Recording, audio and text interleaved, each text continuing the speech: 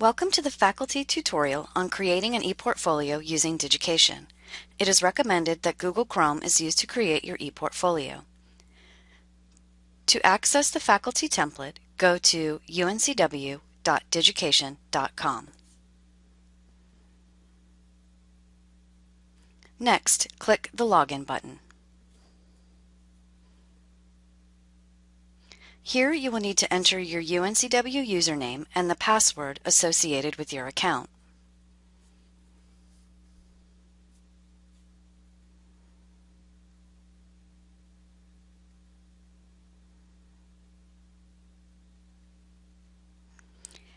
After logging in, you will see the Digication dashboard. Any ePortfolios you create will be located here.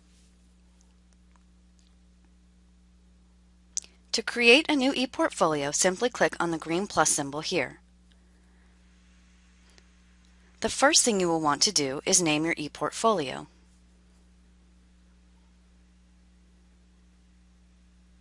You can also upload an image that will show next to your ePortfolio on the dashboard.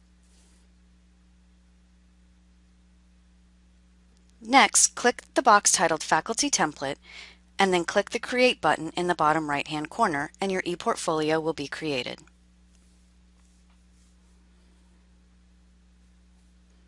Congratulations! You can now begin customizing your ePortfolio. But first, let's walk through all of the visible icons on your landing page. In the upper left-hand corner, you will notice an orange D for Digication. After clicking on the D, you will notice a variety of navigational icons will appear below. These icons include such things as your dashboard, your calendar, and so forth. Next, as we move across the top of the page, you will notice a very important toggle switch that moves you between Edit Mode and Published View. Edit Mode allows you to make changes to your ePortfolio, while Published View allows you to view it from the perspective of the outside community. This will allow guests to see your new changes. To publish a page, all you need to do is slide over to the Publish tab and click on Publish this page. If this is the first time you are publishing, this screen will appear, allowing you to keep or change the privacy settings. Next, select Save Settings. You will only need to do this the first time you publish in a new ePortfolio. As of now, the interface will not allow you to publish your entire ePortfolio with one click. However, that feature will be available in the near future. For now, you will need to publish page by page. The other option you have is to click on the blue Publish Changes after you make any changes to a page. Once again, as of now, there is no option to publish your entire ePortfolio with one click. You will need to publish each page individually. Notice the three horizontal lines at the right-hand side of your screen. Clicking on this menu will allow you to copy or delete your ePortfolio. Please note that deleting completely and permanently erases your entire ePortfolio, so only use this option if you want to begin from scratch. That covers all the basic settings options available to you. Next, we will move into generating and managing content. Digication operates using slides and modules. Slides are separate spaces in which you can put multiple types of content. Each of the pre-populated tabs on your template are slides. Modules, on the other hand, are individual pieces of content that you can place within a slide. This seems confusing at first because these slides and modules aren't labeled. You can find them by clicking around, but will save you a lot of time and frustration if you know they are there from the beginning. Also, if you are just starting out on your ePortfolio, you should avoid creating new slides, since you can add an indefinite number of content modules, such as text, images, files, documents, and so forth, to your existing slides. There really isn't any reason to add any new ones. On this faculty template, you can see that the background slides have been created for you. For example, on the home page, the background slide contains a photo of the UNCW clock tower. There are also pre-populated rich text modules on each page that contain prompts for what you may want to include on each page. To edit the entire slide, you simply click on the settings icon towards the upper right-hand corner.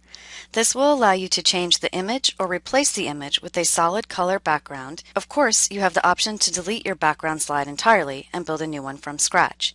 To edit the rich text module within this slide, simply click anywhere around the text and an options bar will appear. The pencil icon on the far left will allow you to make text edits. Not only can you type your own paragraphs here, but you can also change the style of individual words and phrases by highlighting the text you want to edit. Next, clicking the settings icon will allow you to change such things as font style, size, color, and orientation.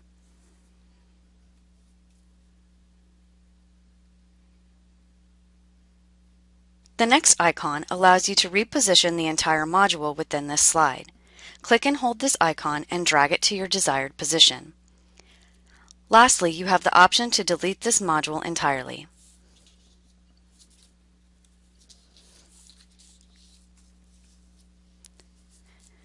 You can also add content to this or any slide by clicking on the plus icon in the bottom right-hand corner. This opens up a page with a variety of different content types. For now, it would be best to just focus on basic options to add to your ePortfolio. As you become more familiar with the interface, you can experiment with some of the other content options. However, please note that not all of these options are available yet, so don't be surprised if you click on one of them and get an alert message.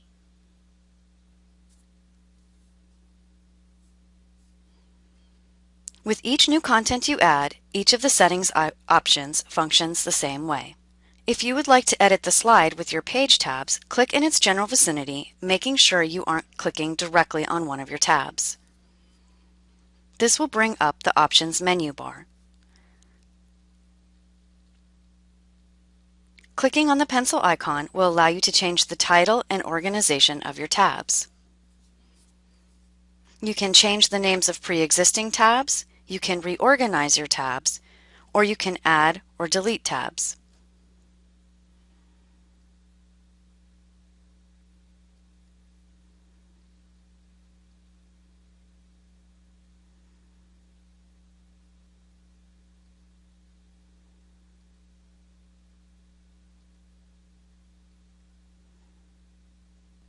You can also use this space to create subpages. Place your desired subpage directly underneath the main page link and then slide it slightly to the right.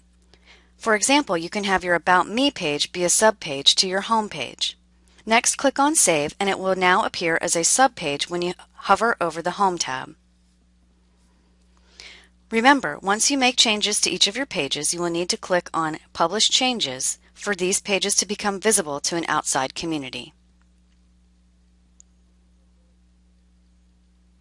You can also change the size of any of your slides or modules. Navigate to the bottom right-hand corner of that slide where you will see a tiny corner icon. Click and hold this icon to expand or condense the size. Please note that the size of the image or module can change very quickly, displacing other items on your page. Also, modules will only be as big as the content that is displayed. In other words, you cannot just drag to make a bigger box. The way to work around this is to add another module below. Once you have the box at the size you would like, you can then delete the module that was added. This covers all the basic instructions for setting up your first ePortfolio. Now that you have created your ePortfolio, let's discuss each page on the faculty template. For now, let's keep these page tabs, but feel free to change or add new ones later. Clicking on these tabs will take you to different pages on your ePortfolio. Please note that this slide with the page tabs is present on every page of your ePortfolio. The first page that guests see when they visit your ePortfolio is the home page. Your home page should be a short introduction of yourself. You may want to include an image of yourself and can include such things as personal and professional goals. The next tab will take you to the About Me page. This is the page where you can go into more detail about yourself. Feel free to include your hobbies, favorite places to visit, who influences you, or even any favorite quotes. The My Teaching page is where you can include things like your personal teaching philosophy, courses you teach, or even projects or presentations that relate to your teaching. The next page is the My Research page. You can include all sorts of items here, such as links or PDFs of your publications, current research projects, or even recordings of your presentations. The My Service page is where you can showcase services that you participate in. This can be volunteer work, service to your department, organizational memberships, etc. Try not to just list these items. Explain what you do and why you do it. The next page is where you should post your CV. You can copy and paste your CV or upload it as a document, as seen here. The last page of the faculty template is the Contact Me page. Here you can include ways that you can be contacted. You can simply list your email, or you can provide your phone number and links to your Facebook, Twitter, or LinkedIn profiles if you would like.